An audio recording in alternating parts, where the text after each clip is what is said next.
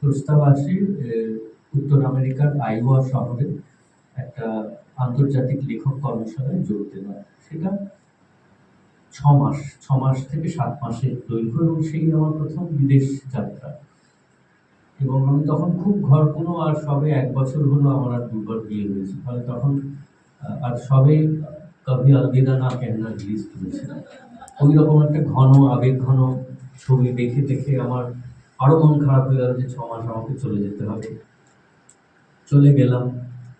5 মাস আমরা একটা কর্মশালা করলাম, সেখানে 25টা দেশে 25 জন সাহিত্যিক এসেছিলেন, কেউ নাট্যকার, কেউ ঔপন্যাসিক, কেউ প্রাবন্ধিক, কেউ কবি। এবং প্রত্যেক দিন আমাদের কোনো না কোনো বিনিময় হতো, অনুবাদ হতো। তো কর্মশালাটা যখন শেষ হয়ে আসছে, সবার মধ্যে হয়েছিল কিনা জানি না, আমার মধ্যে বেশ একটা ভাব এসেছিল যে আমি বোধহয় কবিতা বুঝতে শুরু করেছি। যে এত দূর এসে, এত সম্মান পেয়ে, এত দেশের মানুষের সঙ্গে মিশে, এই বোধহয় কবিতা, মানে এইবার একটা কবিতা সম্পর্কে ধারণা হচ্ছে।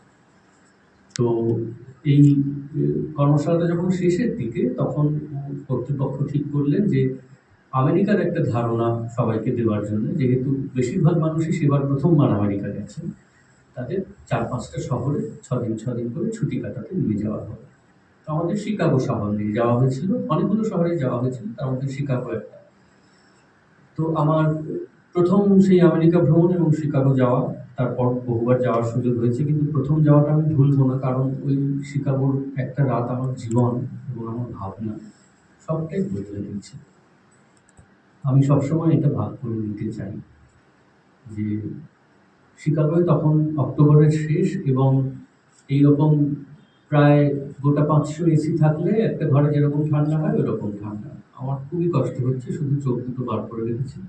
একটা নিমন্ত্রণ থেকে আমরা ফিরছি, 6 জন আমরা ছিলাম। একজন উরুগুয়ান, একজন অ্যালজেরিয়ান, একজন বোধহয় ফ্রেঞ্চ, আমি, একজন বাংলাদেশি ছিলেন। আমরা শেষ মেট্রোর জন্য অপেক্ষা করছি টিউব স্টেশনে।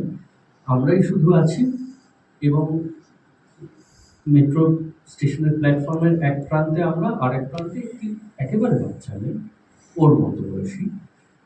তোমার দুঃখিত হওয়ার কারণে, এটি সবচেয়ে সুন্দর বয়স তুমি যেখানে আছো। এবার সে স্কুলের পোশাক পরে কাঁধে একটা ব্যাগ নিয়ে দাঁড়িয়ে আছে। সে কেন অতক্ষণ স্কুলের পোশাক পরে আছে, হয়তো বাড়ি ফিরতে দেরি হচ্ছে। তো আমরা নিমন্ত্রণে গেছিলাম, এবং তখন যেহেতু কর্মশালার অন্তর্গত নই, প্রত্যেকেই কিঞ্চিৎ পানীয় গ্রহণ করেছি, এবং এরকম নিরীহ পানীয় সেটা নয়, বুঝতেই পারছেন। তাহলে আমাদেরও মস্তিষ্ক খুব একটা নিরীহ নেই এবং সচল নেই। তো আমাদের উরুগুয়ান বন্ধুটি, সে খুব ডাকাবুকো, সে বললো যে আমরা 6 মাস একসঙ্গে থাকলাম, আর 1 সপ্তাহ আমাদের কর্মশালা বাকি ছিল, সবারই মন খারাপ হয়ে এসেছে, তো কেউ কারো ভাষা শুনলাম না, চলো আমরা প্রত্যেকে আমাদের নিজেদের ভাষায় 4 লাইন 10 লাইন করে বলি, কবিতা হোক যা হোক, তাহলে আমরা নিজেদের ভাষাটা তো শুনতে পাবো, আমরা তো কেউ চিনলামই না একে অপরের ভাষাটা। সুন্দর প্রস্তাব, প্রত্যেকের ভাষায় কিছু বলি।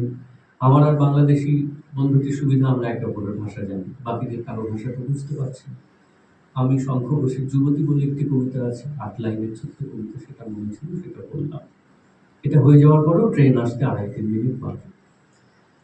তখন ওই উরুগুয়ান বন্ধুটি, সে আমাদের মধ্যে সবচেয়ে বেশি পান করেছিল, সে দৌড়ে গিয়ে ওই মেয়েটিকে ধরল, স্কুলের মেয়েটিকে ধরে বলল যে তুমি এবার একটা কবিতা শোনো।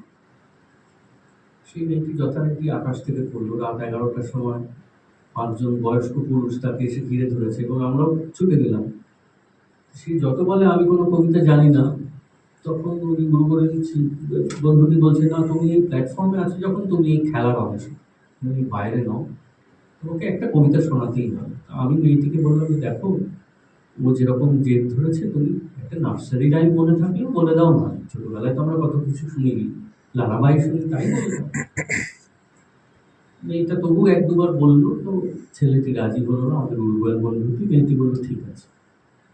আমরা গোল করে ওকে ঘিরে দাঁড়িয়েছিলাম, একটি বাচ্চা মেয়ে, 16 বছর বয়স হবে, স্কার্ট আর একটা টপ পরা, একটা সোয়েটার, কাঁধে ব্যাগ। মেয়েটি ব্যাগটা নামালো, আর জুতো দুটো খুললো, পাতে খুলে দূরে সরল। প্ল্যাটফর্মে হচ্ছে, আর কেউ নেই বলে মেয়েটি একটি 1 মিনিটের ব্যালে পিস আমাদের পারফর্ম করে দেখালো নেচে। তারপর নাচ থামতে বললো, এটাই আমার জানা একমাত্র কবিতা। আমি সেই দিন বুঝলাম যে আমি কবিতা বিষয়ে কিছুই জানি না। কার কাছে কখন কি কবিতা হিসেবে আসে আর কাকে মানুষ কবিতা হিসেবে প্রকাশ করে,